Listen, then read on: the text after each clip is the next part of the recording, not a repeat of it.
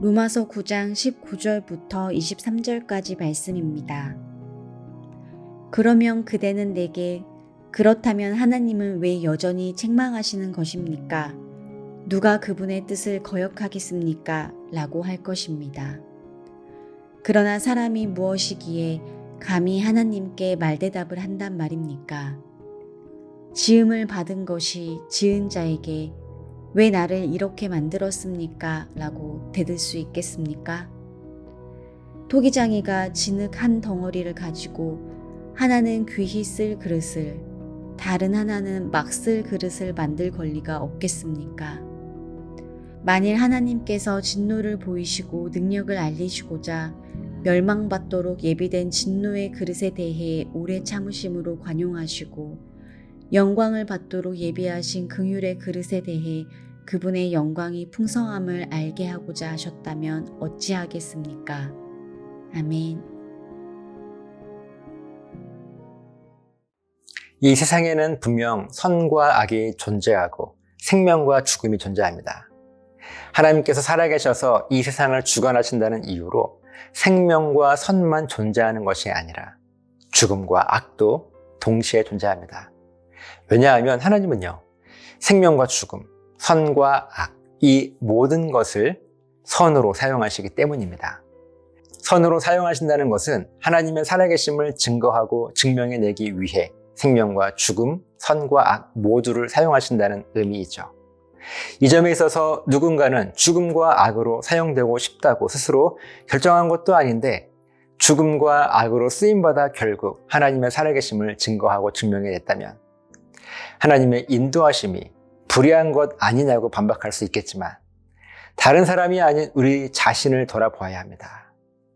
지금 내가 이렇게 생명과 선으로 쓰임받을 수 있음에 오히려 이것이 나에게 감사이고 은혜임을 고백할 수 있어야 한다는 말씀입니다. 그런데도 여전히 하나님의 인도하심에 의문을 가진 자들이 19절 말씀으로 반문을 하는데 이렇게 하나님의 인도하심이 전적으로 하나님의 뜻과 계획대로라고 한다면 그래서 우리의 의지나 결정과 상관없이 모든 것이 하나님의 작정대로 누군가는 생명과 선으로 또 누군가는 죽음과 악으로 쓰임받는 것이라면 왜 하나님은 자기의 의지나 결정과 상관없이 죽음과 악으로 하나님을 대적하며 살아가는 자들을 책망하시는 것이냐고 반문을 합니다. 도대체 어떤 피조물이 창조주 하나님을 향하여 불의하다고 항의할 수 있느냐는 것입니다. 우리의 이 질문에 하나님의 답은 분명합니다. 그리고 우리는 하나님께서 주시는 답을 부인할 수 없습니다. 20절 말씀을 보면 그러면 도대체 하나님을 향하여 항의하고 있는 우리 인간이 무엇이기에 우리가 어떤 정체성을 가진 자들이기에 감히 하나님께 말 대답을 할 수 있느냐는 것입니다. 어떻게 피조물이 창조주에게 왜 나를 죽음과 악의 도구로 사용하십니까? 라고 대들 수 있느냐는 것입니다. 그러면서 21절 말씀을 보면 하나님을 토기장이로 비유하시는데 토기장이가 진흙 한 덩어리를 가지고 귀하게 쓸 그릇과 막 쓸 그릇을 만들 권리가 없냐는 것입니다. 사실 너무나 분명한 말씀이고 선명한 대답 아닙니까? 피조물인 우리 인간이 어떻게 창조주 하나님을 향하여 왜 그런 식이냐고 항의하는 것은 사실 있을 수 없는 일입니다. 그런데 우리는 이 있을 수 없는 일을 당연하다는 듯 하나님을 향하여 왜 나에게 이런 아픔과 고통과 슬픔을 주시느냐고 원망하고 불평하고 있습니다. 이것은요, 하나님 앞에서의 분명히 교만입니다. 여기까지 보면 또 하나님께 책망받는 것 같고 마음이 편치 않은데 하나님은 언제나 결국은 우리들을 품으시고 위로하십니다. 22절 말씀을 보면 만약 하나님께서 진노를 보이시고 하나님의 살아계심을 알리시고자 멸망받도록 예비된 죽음과 악으로 사용되는 진노의 그릇이 있다면 꼭 기억하라는 것입니다. 그럼에도 불구하고 하나님은 진노의 그릇에 대하여 반드시 오래 참으심으로 관용하시는 분이심을 잊지 말고 기억하라고 말씀하십니다. 진노의 그릇이라고 해서 험하게 사용하시거나 아무런 배려도 없거나 대충 막 사용하지 않으신다는 말씀입니다. 그저 진노의 그릇으로 하나님은 선하게 사용하실 뿐입니다. 또 23절 말씀을 보면 영광을 받도록 예비된 긍휼의 그릇에 대해서는 바로 이 긍휼의 그릇이 저와 여러분들인데, 하나님은 우리의 삶과 인생을 통하여 하나님의 영광이 풍성함을 온 세상에 알리시기 위해서 우리를 위험이 전혀 없는 섭리와 작정으로 우리의 삶을 사용하십니다. 그렇기 때문에 혹시라도 아주 만약에 내가 진노의 그릇으로 쓰임받는다고 생각이 든다면, 그런 우리를 향하여 오래 참으시는 관용으로 나를 지키시고 계심을 꼭 기억할 수 있어야 합니다. 반대로 내가 긍휼의 그릇으로 쓰임받고 있다는 마음이 든다면 나를 통하여 하나님의 구원의 영광이 얼마나 크고 풍성한지를 온 세상에 알리기 위하여 내 삶을 하나님은 철저하게 지키시고 보호하신다는 사실을 꼭 기억해야 할 것입니다. 이것이 하나님의 은혜이고 저와 여러분들이 오늘도 이 하나님의 놀라운 은혜 안에서 안전하게 살아가고 있는 이유입니다. 그저 겸손하게 창조주 하나님의 선하신 인도하심 앞에 감사와 영광을 올려드릴 수 있는 저와 여러분 되시기를 예수님의 이름으로 간절하게 부탁을 드립니다. 기도하시겠습니다. 하나님 앞에 분명 여러 그릇들이 있지만 어떤 그릇은 귀하게, 또 어떤 그릇은 천하게, 어쩌면 우리의 기준대로 그렇게 정해야 할지도 모르겠습니다. 하지만 하나님, 어떠한 그릇이든 진노의 그릇은 하나님께서 오래 참아주시고, 또한 생명의 그릇은 하나님께서 철저하게 지키신다는 이 믿음을 우리가 잊지 않을 수 있도록 붙잡아 주시옵소서. 감사드리며 예수님 이름으로 기도합니다. 아멘.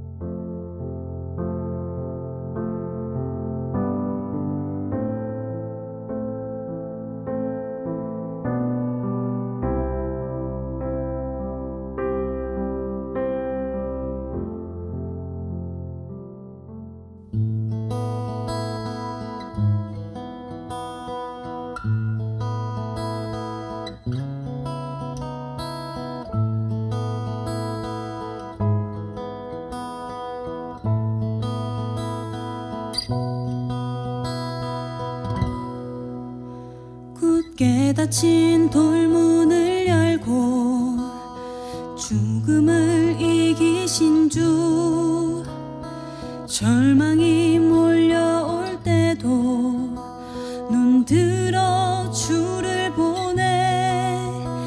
의지 못할 생의 자금과 현실의 불안함 앞에 절망이 몰려올 때도 눈 들어 주를 보내.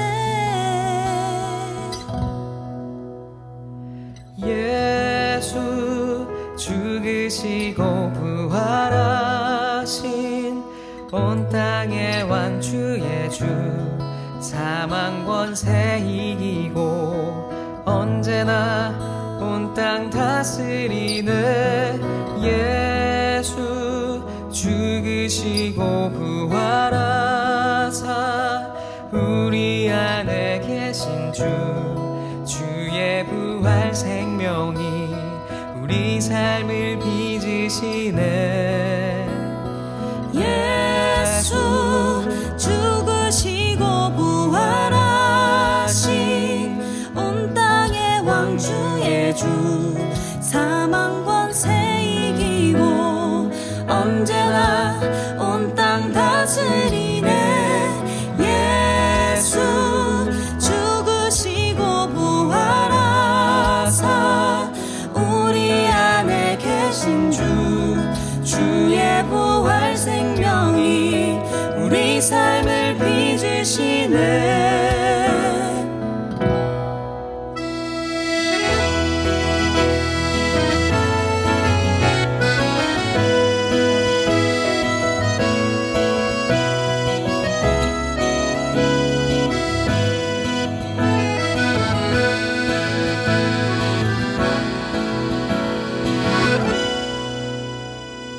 죽으심과 함께 죽고 주의 사심과 함께 살리 주의 죽으심과 함께 죽고 주의 사심과 함께 살리 주의 죽으심과 함께 죽고 주의 사심과 함께 살리 주의 죽으심과 함께 죽고 주의 사심과 함께 살리 예수 죽으시고 부활하신 온 땅의 왕 주의 주 사망 권세 이기고 언제나 온 땅 다스림에 예수 죽으시고 부활하사 우리 안에 계신 주 주의 부활 생명이 우리 삶을 빚으시네 예수 죽으시고 부활하신 온 땅의 왕 주의 주 사망 권세